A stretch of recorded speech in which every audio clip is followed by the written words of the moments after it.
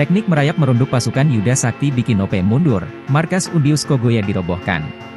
Satuan Tugas Batalion Infanteri 133 Yuda Sakti, kontak tembak dengan OPM di wilayah Kabupaten Maibrat, Papua Barat Daya.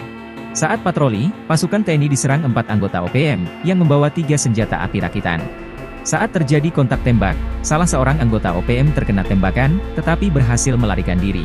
Pasukan TNI juga menyita sejumlah barang bukti seperti senjata api rakitan dan amunisi serta sejumlah barang termasuk atribut KKB. Mengutip Kompas TV, kontak tembak terjadi sekitar pukul 13 WIB. Dalam kontak tembak tersebut pasukan Yuda Sakti berhasil menguasai markas OPM dan menyita berbagai barang bukti.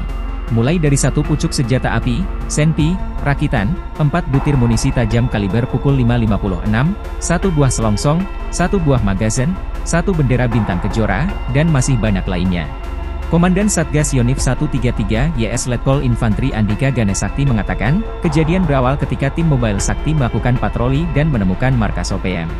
Saat hendak menyergap markas OPM, tiba-tiba terlihat 4 orang OPM yang membawa 3 senjata rakitan berlarian sambil menembak ke arah tim Mobile Sakti 3. Anggota Satgas langsung menerapkan teknik merayap dan merunduk memanfaatkan medan hutan di lokasi.